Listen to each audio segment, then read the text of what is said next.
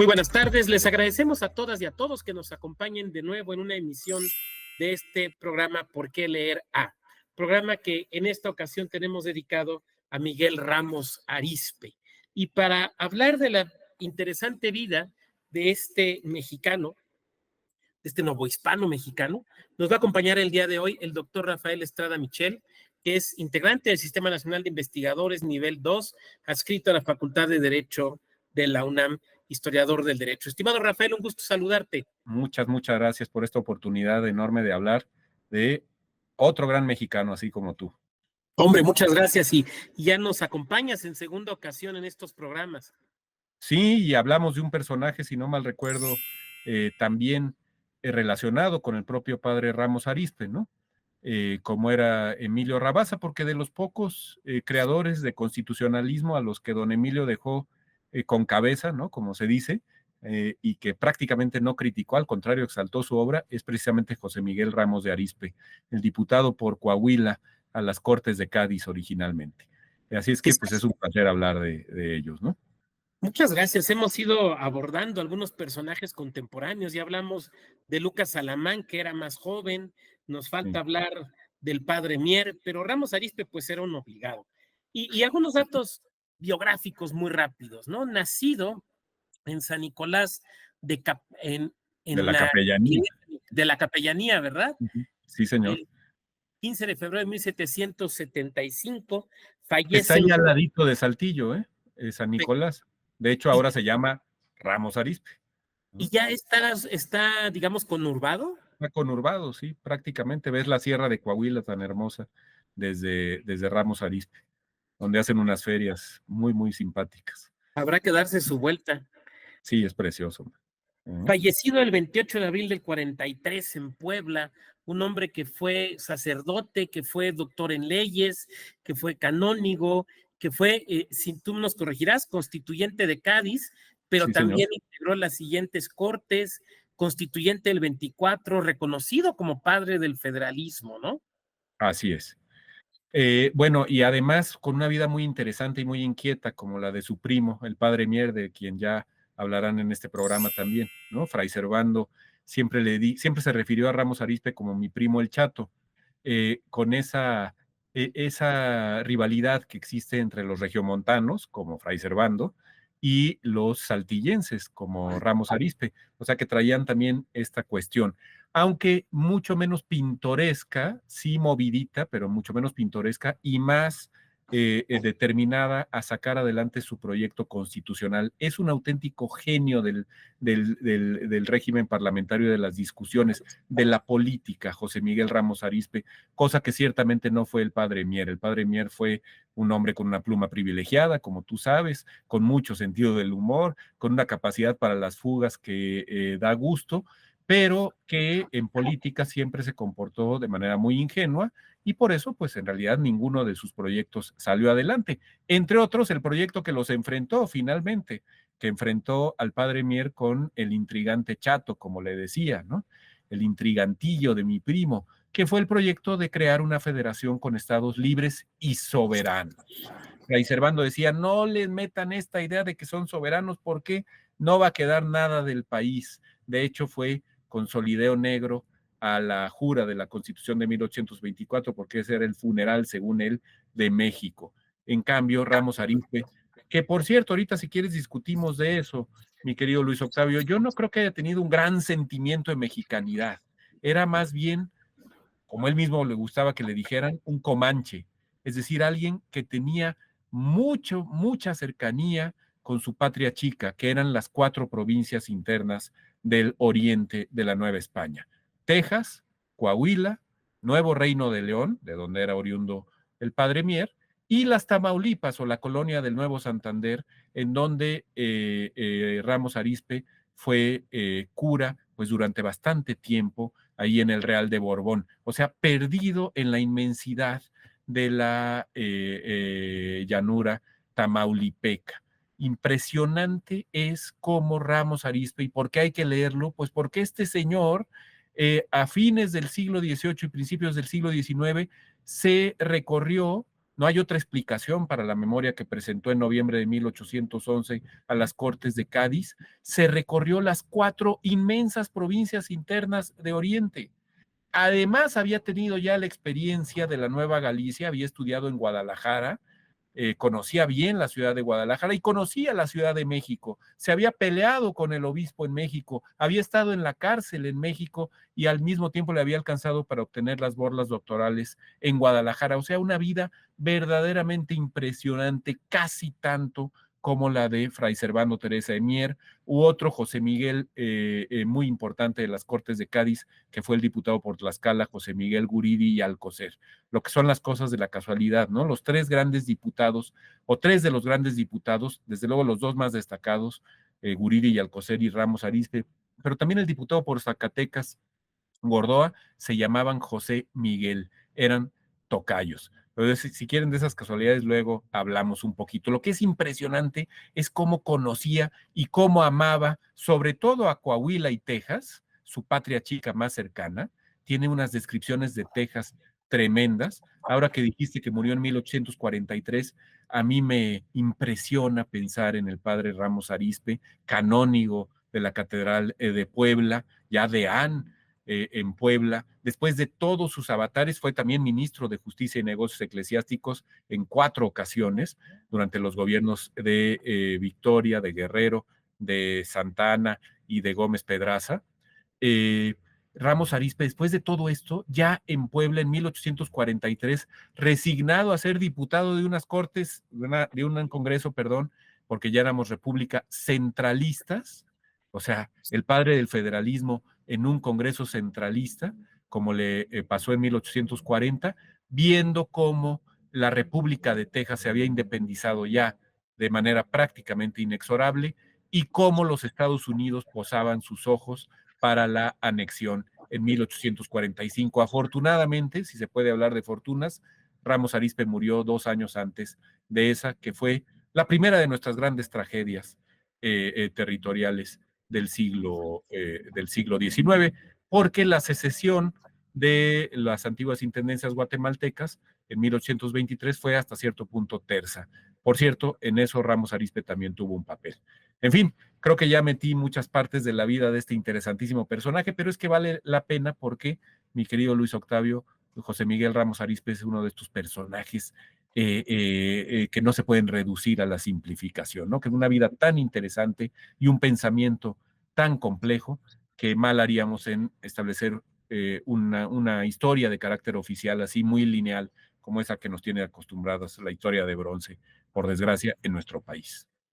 Fíjate que en ese sentido, un punto que a mí me intriga es estos personajes como Ramos Arizpe, que están formados en la iglesia, ¿no? En una visión aristotélico-tomista, pero que se enfrentan de golpe y porrazo, ¿no? A un mundo que se reconstruye con la Revolución Francesa, y no me refiero solo geográficamente, me refiero en las ideas y que tienen que construir algo nuevo, una república y además una república federal. ¿De dónde viene, digamos, ideológicamente, epistemológicamente, el padre Ramos Arizpe? Bueno, se ha hablado mucho de la famosa imitación extralógica en el constituyente de 23-24, ¿no? Don Lorenzo de Zavala, otro liberalote, pero del sur, yucateco, a pesar de la gran influencia que luego tuvo precisamente en la secesión de Texas, don Lorenzo de Zavala decía que habíamos utilizado una mala traducción de la Constitución de Filadelfia de 1787 para redactar la Constitución de 23-24. Yo creo que esto no se sostiene por ningún lado. Ramos Arizpe, aparte de su experiencia de primera mano en Tamaulipas, en Texas, en Coahuila y en Nuevo León, como ha quedado dicho, Ramos Arizpe tiene una enorme capacidad política para sacar desde las Cortes de Cádiz, esto es bien interesante, unas Cortes de Cádiz, Octavio, que no podían ver ni en pintura al federalismo. La mayoría liberal peninsular, que eran prácticamente los asturianos, los extremeños, los castellanos, comandados por Argüelles y por Muñoz Torrero, no podían oír la palabra federal. Era la bestia negra de aquellas Cortes de Cádiz. ¿Por qué? Porque creían que por ahí se les iba a desmembrar la nación. Y sin embargo, Ramos Arizpe, sin mencionar el federalismo, o mencionándolo solo para advertirle a la mayoría, no se preocupen, esto no va a pasar, logra sacar 3 instituciones que son fundamentales y que serán después fundamentales en la Constitución de 1824. Primero, la Diputación Provincial, es decir, la idea de que tiene que haber una suerte de vocalía, de fomento de la actividad económica en cada una de las provincias de la monarquía española. Ojo, provincias entendidas en el sistema, en el sentido intendencial, cada una de las intendencias que se habían creado en Nueva España a fines del siglo XVIII, ya en la España vieja, pues, y en Venezuela también, por ejemplo, pues databan de más tiempo, ¿no? De principios, mediados del siglo XVIII. Pero en todo caso, una figura uniformadora al estilo francés, la intendencia. ¿Y qué eran estas vocalías? Oye, pues vamos a elegir 7 vecinos, no son legislaturas, no van a poder legislar, no te preocupes, lo único que van a hacer es fomentar las libertades civiles y las libertades económicas. Y van a estar encabezadas las diputaciones provinciales por un jefe político superior también en cada provincia. Bueno, pues una cosa realmente impresionante, ¿no? Que haya logrado sacar eso sin que implicaba, por cierto, que se acabaran las figuras de los virreyes, ¿no? Los virreyes eran gobernadores, en realidad, eran el alter ego del rey de España, ahí donde no podía llegar el rey físicamente, y gobernaban sobre múltiples provincias que conformaban un reino, en nuestro caso el reino de la Nueva España. Bueno, pues en este caso pasó todo lo contrario. El gobierno del virrey quedó desmembrado por completo. Y entonces se dividió en tantas diputaciones provinciales como provincias anteriormente existían. Se acabó el virrey, por lo menos ya no vamos a tener virrey, salvo metaconstitucional, porque en realidad Venegas, Calleja y el mismo Apodaca fueron virreyes, aunque ya no tenían el título, y luego Donojú nos lo enseñan Él como fue el último capitán virrey de la general, Nueva ¿no? España, ¿Qué fue pero Donojú? en lo militar era el capital general de la Nueva España y en lo político era el jefe político superior de Nueva España. Por cierto, Gracias. amiguísimo en el cautiverio antifernandista, que ahorita vamos a eso, de Ramos Arizpe.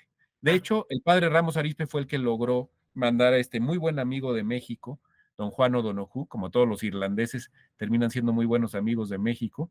Yo no sé si por lo católicos o por lo fiesteros o por lo borrachos o por qué, pero tenemos muchísimo que ver con ellos y O'Donoghue, como sabemos, pues va a ser fundamental en la obtención de la independencia de México. Pero no estamos adelantando mucho, eso ya es 1820-21. Quedémonos en 1811-12, cuando obtiene esta diputación provincial Ramos Arizpe, que se le va a otorgar solamente a una de las 4 provincias internas de Oriente. Esto es bien interesante porque los españoles se sirvieron con la cuchara grande, los españoles de la península. Había diputación provincial en prácticamente cualquier señorío o pequeña población provincial de la Castilla vieja o de la Castilla nueva, ¿no? Aragón es otra historia, pero en Galicia también, en Asturias, en León, en Andalucía, casi todas las poblaciones de mediana importancia tenían diputación provincial. Y en América, como se temió que eso fuera a dar lugar a la desmembración y a la independencia, pues solamente se establecieron en los grandes distritos de superior gobierno que se mencionaron en el artículo 10 de la propia Constitución de Cádiz. Para el caso de la Nueva España, para no aburrirlos mucho, fueron Mérida de Yucatán, Guadalajara de Nueva Galicia, la Ciudad de México, evidentemente, Guatemala, contada ahí con Nueva España en el artículo 10, la ciudad de Guatemala, y Monterrey como capital de las provincias internas de Oriente, Chihuahua como capital de las provincias internas de Occidente. O sea, solamente 6 diputaciones provinciales para un amplísimo territorio. Todo mundo se quejó ahí. Tu paisano, don Mariano Mendiola, otro importantísimo constituyente, bueno, se rasgaba las vestiduras, mi querido Luis Octavio.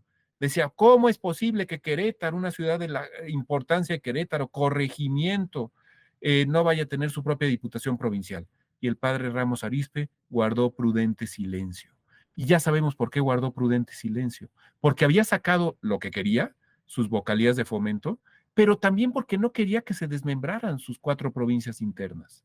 Él quería que se mantuvieran unidas. De hecho, va a volver sobre este tema de la unidad de las provincias internas de Oriente y de las de Occidente, porque luego se las agenció, como muy bien decías, cuando fue diputado a las Cortes Ordinarias en 1820 y 21, para también representar a las provincias internas de Occidente, es decir, a Chihuahua, Nuevo México, Alta y Baja California, Sonora y Sinaloa. Eh, lo que quería era mantener unido eso. Yo creo que claramente está pensando en que el norte de México y el sur de los Estados Unidos debían conformar una unidad política. Por eso te digo que más que mexicano, se sentía Comanche Ramos Arizpe. Se quedó callado, no protestó junto con sus compañeros provincialistas. Y dos instituciones más que sacó, y no se las copió a los Estados Unidos. Esto viene de una rancia tradición novohispana, indiana y también española, incluso hispano-romana. Primero, el ayuntamiento constitucional. La idea de que en cada una de las poblaciones que excedieran de 1,000 almas debía establecerse un ayuntamiento. Esto también lo propone en su memoria política de 1811 y lo saca adelante. Se le concede a todas las poblaciones de las Españas que excedieran 1,000 almas un ayuntamiento constitucional. Por eso nuestros ayuntamientos, mi Morelia y tu Querétaro, Luis Octavio, se llaman ayuntamientos constitucionales, no por la Constitución del 17, sino por la obra de Ramos Arizpe, por la Constitución de 1812, de idéntica manera que las plazas de la Constitución, que se llaman así porque ahí se juró la Constitución de Y 1812. entonces tiene, perdona que te interrumpa, tiene mucha Ajá. lógica que otro norteño como don Venustiano Carranza reivindicara la idea del municipio libre. Otro coahuilense, por más señas, Además, ¿no? Ajá. No sé qué tanto conocía la obra de Ramos Arizpe, pero Rabasa, de quien ya hemos hablado, que influyó mucho en don Venustiano, sí que sabía lo que Ramos Arizpe había hecho. Entonces, en una de esas le contó, allá en sus largos letargos autoritarios del Senado porfiriano en que coincidieron, seguramente don Emilio le contó algo de esto a don Venustiano y efectivamente el municipio revivió en la Constitución de 1917, después de que los liberales del 57, pues prácticamente habían hecho cera y pabilo de él. Y la otra, que es bien interesante a ti que te gustan tanto los temas de justicia y que los trabajas también, la otra institución que propuso Ramos Arizpe y que obtuvo fue la audiencia provincial. La idea de que las causas fenecieran en el territorio de la provincia donde se habían iniciado y por lo tanto no tuvieras que viajar a Guadalajara o a Guatemala o a La Habana o a México o a Madrid, en el peor de los casos, como le pasó al padre Mier, para obtener justicia, sino que en una audiencia que él consigue que las Cortes de Cádiz le autoricen para Saltillo, imagínate, nunca le llegó a estar en planta por las circunstancias que ahorita veremos, pero en la audiencia de Saltillo confluyeran todos los problemas de las provincias internas de Oriente. Esto lo propone desde 1811 y lo saca adelante en el constituyente. Fíjense, sin necesidad de mencionar el federalismo, está creando un federalismo judicial muy acendrado que va a heredar la Constitución de 1824 y en que vamos a vivir hasta 1847 con el amparo invasor de competencias, con el amparo casación. O sea, la idea de que las causas deben fenecer hasta su auto de ejecución y sentencia de última instancia en la provincia donde han iniciado. Esto hubiera sido un federalismo enorme, ya que mencionabas a Carranza, precisamente Carranza, como primer jefe del ejército constitucionalista, cuando presenta el proyecto de constitución de 17 al Congreso, se queja enormemente de las invasiones del Poder Judicial de la Federación vía amparo, por no haberle hecho caso a Ramos Arizpe. Pero bueno, son tres instituciones de raigambre Ramos Arizpeana. ¿Qué pasa? Pues pasa que en 1814 regresa el ingrato Fernando VII a la península y, como todos sabemos, disuelve las Cortes de Cádiz, aprende a los diputados liberales, entre ellos Ramos Arizpe, y desconoce la vigencia de la Constitución. Por eso ya no hubo audiencia en Saltillo. Pero de los hecho, perdona ayuntamientos... que ¿Perdón? te interrumpa, pero no sé tu opinión, pero a mí me parece que Fernando VII es un hombre, fue un hombre excepcionalmente infradotado para el papel que le tocó hacer.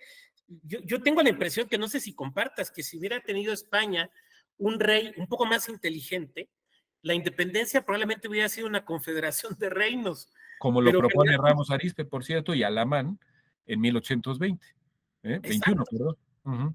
Sí, yo coincido contigo, un canalla, don Fernando VII, ¿no? Y esto no tuvo nombre. Si te pones a pensar que a los diputados que mantuvieron el fernandismo, que mantuvieron la idea de la España no invadida por Francia, que combatieron a Francia en aquel sitio espantoso de Cádiz durante 6 años, meterlos a la cárcel por haberse atrevido a decir que la soberanía correspondía a la nación y no al rey, es una canallada terrible. Por cierto, uno de los artífices de esta canallada fue el primero de nuestros múltiples camaleones políticos. Otro personaje del cual deberíamos hacer un programa porque es divertidísimo y también inteligentísimo como Ramos Arizpe. El padre Antonio Joaquín Pérez Martínez, que después llegaría a ser obispo de Puebla, que fue diputado por Puebla de Los Ángeles a las Cortes de Cádiz y que presidía las Cortes de Cádiz cuando regresó Fernando VII.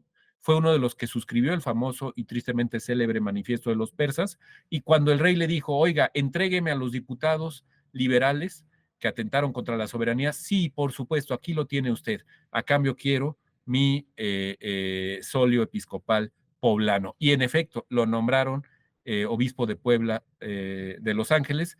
Ustedes pueden ver su firma, porque es la segunda en el orden, en el acta de independencia fechada el 28 de septiembre de 1821, al lado de lo que debió ser la firma de O'Donoghue. Todos sabemos que no pudo firmar porque estaba gravemente enfermo, y un poquito en tercer lugar respecto de la firma de O'Donoghue y de la de Agustín de Iturbide está la del padre Antonio, obispo de la Puebla de Los Ángeles. Bueno, pues este señor entregó a Ramos Arizpe, a pesar de que se habían entendido bien como buenos políticos en las Cortes de Cádiz, y Ramos Arizpe permanece preso en la Cartuja de Valencia durante todo el sexenio absolutista. Creo que en el caso de México debería yo decir el primero de nuestros múltiples sexenios absolutistas, ¿no?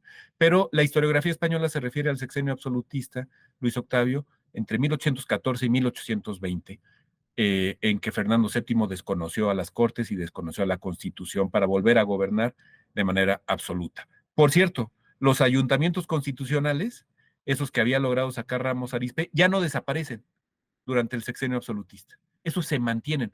Por eso Oaxaca, por ejemplo, en donde todas las parcialidades de naturales se convirtieron en ayuntamientos constitucionales, tiene hoy 570 municipios. Es obra de Ramos Arizpe y se mantuvo durante el sexenio. Esto es impresionante. No había diputaciones provinciales, obviamente no había audiencias provinciales, no había cortes, pero sí se mantuvieron los ayuntamientos, la gran vida citadina en las Españas. Bueno, ¿qué pasa en 1820? La rebelión de los coroneles Riego y Quiroga obliga a Fernando VII, lo que son las cosas, ¿eh? Estaban acantonados en Cabezas de San Juan para ir a combatir a Simón Bolívar y Antonio José de Sucre y a Bernardo O'Higgins, es decir, a los libertadores de América del Sur, al mando, o bajo el mando, perdón, de don Félix María Calleja y del Rey, el viejo virrey de la Nueva España, azote de la insurgencia, quien derrotó a José María Morelos. O sea, si Riego y Quiroga no hubieran alzado la voz constitucional, quién sabe qué hubiera pasado en América del Sur y también qué habría pasado con la América septentrional. Pero como todos sabemos, se alzan, a Fernando VII no le queda más remedio que volver a establecer la vigencia de la Constitución de Cádiz, volver a caminar por la senda constitucional, y esto genera muchísimo ruido a uno y otro lado del Atlántico. El coronel Iturbide, jefe de operaciones del Ejército del Sur para combatir a Vicente Guerrero, se alza con el plan de Iguala el 24 de febrero de 1821, cuando llegan estas noticias a las Cortes, en donde habían sido restablecidos los viejos diputados y llegaban los nuevos diputados electos. Por eso Lucas Alamán, por eso Mariano Michelena, por eso Lorenzo de Zavala, por eso Manuel Gómez Pedraza llegan a coincidir en el Congreso, ya no en Cádiz, sino en Madrid, con Miguel Ramos Arizpe y los demás diputados que habían permanecido presos durante el sexenio. Y estos señores lanzan lo que tú muy bien señalabas, el plan de confederación, de Commonwealth, digamos, para que hubiera 3 grandes secciones de cortes en América, cada una gobernada por un ejecutivo, bien fuera un príncipe de la Casa Borbón o alguien electo por la sección de cortes, como quería Ramos Arizpe, ya anticipando su ideario republicano, con su propia audiencia, Nueva España, Nueva Granada, Perú, y Río de la Plata, con su propia audiencia, dividida en diputaciones provinciales, su propia sección de Cortes o de Congreso, su propio ejecutivo. Bueno, aquello habría evitado la desmembración. Pero ¿qué hicieron las Cortes de Madrid y el propio Fernando VII con su ministerio? Los declararon traidores, como declararon traidor a Agustín de Iturbide, y luego a Juan O'Donoghue, que se atrevió a suscribir los tratados de Córdoba con Iturbide. Y bueno, sabemos, se perdió la Nueva España para la monarquía española y también se perdió el Reino de Guatemala, que se adhirió al Plan de Iguala el 15 de septiembre de 1821 también. Bueno, no voy a meterme demasiado en la caída de Iturbide. Luego le han colgado milagritos a Ramos Arizpe sobre esta caída. No lo es tanto. Curiosamente, Agustín de Iturbide confió en Ramos Arizpe a grado tal que lo nombra albacea en su testamento. Fíjate lo que son las cosas. Ramos Arizpe no fue diputado al primer Congreso Constituyente del México Independiente, aunque hubiera querido serlo. Primero, porque no alcanzó a llegar a tiempo, y segundo, porque declararon nulas las elecciones del Ayuntamiento de Saltillo para que se integrara. Pero llegó a su primo Mier. Mier sí era diputado por el Nuevo Reino de León, ¿no? Y como sabemos, el Congreso lo reclamó y los españoles encantados se lo entregaron para que desde ahí acabara, como lo logró hacer, minara a la corona iturbidiana. Pero a donde sí llega ya caído Iturbide es al segundo Congreso. Ojo, todavía no sabíamos bien a bien si íbamos a hacer república, si iba a llegar un Borbón o no a gobernar, o alguna otra casa reinante en Europa. No sabíamos si Agustín de Iturbide iba a regresar y se iba a hacer con el poder otra vez. Lo único que sabíamos es que había que constituir el país. Y las provincias más ariscas, ciertamente no las internas de Oriente, sino Jalisco, la Nueva Galicia, Oaxaca, Yucatán y Zacatecas, se levantan para exigirle al Congreso, al primer Congreso Constituyente, el llamado voto del Congreso en favor de la forma republicana y federal. Y lo obtienen. Por eso, como bien dice el maestro Elizur Arteaga, en realidad no fue el segundo constituyente, el constituyente convocado al efecto no fue un constituyente soberano, porque tenía que constituir a la república, a la nación como una república federal, ¿no? A fuerza por este voto del Congreso, si no se iban las provincias. Pero Ramos Arizpe, ahora sí ya diputado, después de sus largas agonías, Ramos Arizpe se da cuenta de que tiene una enorme oportunidad de dominar el segundo Congreso Constituyente junto con sus tocayos Gordoa, Guridi y Alcocer, de no hacerle demasiado caso a su primo, el padre Mier, que no quería una república federal, tampoco la quería el diputado por Guatemala, José Cecilio del Valle, ni el famoso diputado Becerra, tan influyente en aquel Congreso. Ramos Arizpe, que nunca fue un gran orador, con sus ojitos chiquitos y su nariz chata, por eso le decían el chato, simplemente dice, bueno, yo no pido nada, nada más déjenme presidir la Comisión de Constitución, ¿no? Y yo les presento un modelo. Ya luego ustedes lo votan, hombre, no pasa nada. Pues les presento un modelo primero de acta constitutiva de la nación mexicana. El propio Ramos Arizpe dice, no, pero si la nación ya está constituida, si el acta de independencia dice que hace 300 años no teníamos libre el uso de la voz, no es la nación, vamos a constituir una federación de estados libres, soberanos e independientes entre sí. Que al diputado Mier, bueno, esto de soberanos, le sacó 3 canas verdes y otras moradas, ¿no? Y por último, gracias a esta acta, 31 de enero de 1824, durante toda la discusión constituyente, que dura prácticamente todo 24, Iturbide vuelve a México y lo fusilan hace 200 años, el 19 de julio, por haberse atrevido a volver a poner un pie en el territorio de su otrora imperio, ¿verdad? Y lo que nos regiere el acta constitutiva de la Federación. Hasta que el 4 de octubre, día de San Francisco, se consolida el sueño de Ramos Arizpe. Y ahí sí sus diputaciones provinciales se convierten en legislaturas de los estados. Sus ayuntamientos constitucionales adquieren valor constitucional en la Constitución de los Estados Unidos mexicanos. Desde ahí nos viene el grotesco nombre, por cierto, ¿no? Que mueve a esta confusión de que imitamos la Constitución de Filadelfia, ¿no? Yo te diría, hay muchas cosas de la Constitución de Filadelfia que se imitaron, no necesariamente extralógicamente, pero se vertieron sobre el molde gaditano, sobre el molde de Ramos Arizpe. Y las audiencias provinciales se convierten en los tribunales superiores de justicia. Por eso, curiosamente, la Real Audiencia de México, que todo el mundo podría suponer, bueno, eso se convirtió en la Suprema Corte de Justicia de la Nación, no, fue el Tribunal Superior de la otrora Intendencia de México, que se pasó a llamar Estado de México y que primero tuvo su capital en la propia Ciudad de México, después en Tlalpan, después en Texcoco y terminó en Toluca. Fíjate nada más lo que son las cosas. Estuvo a un pis tu hermosísima ciudad natal de convertirse en la capital de la federación, ¿no? Se discutió ampliamente si Querétaro debía ser la capital y trasladar los poderes federales fuera de la Ciudad de México. Quizá otro gallo nos hubiera cantado en la guerra del 47. Para terminar, decirte que Ramos Arizpe, después de que sacó adelante su programa, se convirtió en un influyente ministro de Justicia y Negocios Eclesiásticos durante el gobierno de Victoria, un pelín con Guerrero, ya sabemos la infausta suerte que sufrió el otro libertador de México, o sea, a nuestros dos consumadores de la independencia nos los echamos, faltaría más, ¿verdad? Para eso somos parricidas, machos, y nos gusta el mariachi.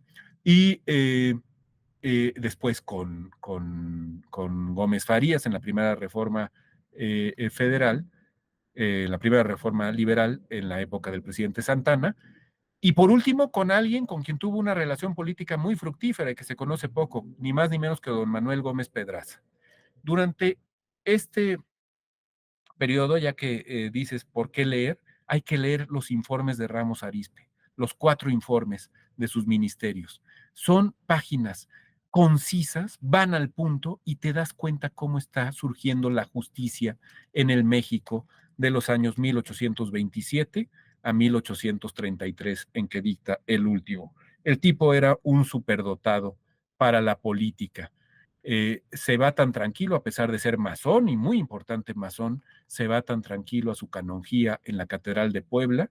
Ahí debe haber coincidido con el padre Pérez Martínez y le debe haber dicho, mira, qué infeliz fuiste que me hiciste que me metieran a la cárcel, ¿verdad? Otro genio de la política, Pérez Martínez, y habrá contemplado con azoro cómo los tejanos se separaban primero de Coahuila y después de México para poder ser algo que Ramos Arizpe siempre había combatido, ser dueños de otros seres humanos. Ramos Arizpe junto con Guridi y Alcocer votaron en contra de la esclavitud en las Cortes de Cádiz, votó después en el constituyente 23-24 por la abolición de la esclavitud, logró que se instrumentara en la constitución de Coahuila y Texas, aunque con un plazo muy abierto para que los tejanos, que en realidad no eran tejanos, eran de Tennessee, ¿verdad? Estuvieran tranquilos y después se vino lo que ya sabemos. Para poder continuar siendo dueños de otros seres humanos, los tejanos declararon su independencia después de la malhadada guerra del 36 y por último se unieron a los estados del sur. El único estado mexicano que apoyó la causa esclavista en la guerra de secesión fue Texas, ya en un año que afortunadamente no tuvo que contemplar Ramos Arizpe, 1845, y después la terrible guerra de Norteamérica, 1847, 46 a 48, ¿no? Bueno, pues una vida tan compleja quedó ahí trazada, por lo menos en sus rasgos Y más amplios, mi querido. esta generación que le da nacimiento a México, ¿no? Los nombres de los que has hablado y que es una generación interesantísima y que quien me parece que lo retrata en buena medida fue Lucas Alamán, un poco más joven que ellos, y si no mal recuerdo, Lucas Alamán tenía una buena impresión de Ramos Arizpe. Una pregunta, Rafael, para cerrar nuestro programa. ¿Por Por qué cierto, don los... Lucas, déjame decirte nada más que don Lucas Sí, coincidía con nosotros, ¿eh? Que Ramos Arizpe era tan hábil, que desconocía la línea recta, ¿eh? Si podía ir de un punto a otro en línea recta, prefería mantenerse callado y prefería zigzaguear. para llegar lo más oblicuamente al resultado que deseaba. Imagínate nada más. Probablemente un antecesor de algunos de los grandes conocedores y practicantes de la política mexicana. Varios nombres me vinieron a la mente que Sí, guardaré señor. en un prudente silencio. Eso es. Pero fíjate que yo hace poco platicaba con mi hijo que tiene 14 años de esta posibilidad de una especie de reinos confederados y de una independencia distinta. Y él me decía, bueno, es que cómo hubiera sido nuestra historia. Y en ese sentido, pensando en jóvenes, a lo mejor no como mi hijo, pero un poco, digamos, jóvenes que están estudiando la carrera de Derecho, de Historia, que les interesa la política, la democracia, ¿por qué voltear a ver a Ramos Arizpe? Bueno, yo creo que lo más importante, mi querido Luis Octavio, como con otros varios personajes, pero quizá él con mayor razón de ese primer siglo XIX, porque pensó en la grandeza de México, en la posibilidad de que México fuera un espacio grande y libre, ¿no? Con libertades republicanas, con las libertades propias de una federación tan bien trazada como la que él quiso y entrevió. Es decir, estaba siempre preocupado por la suerte de sus conciudadanos y por la suerte de su amada patria, que, insisto, él restringía una y otra vez a las 4 hermosas provincias internas del oriente mexicano. Yo creo que se atrevió a pensar que podíamos ser grandes, nos dio un modelo para hacerlo y le fallamos estrepitosamente. Esa es la triste realidad. Por eso es importante conocer la historia. Pues, estimado Rafael, te agradezco mucho que hayas aceptado estar en una emisión más de Por qué leer a nuestro público. Le agradecemos mucho que nos siga viendo y bueno, pues que estén listos y conectados para nuestro siguiente programa. Muchas gracias y muy buena tarde.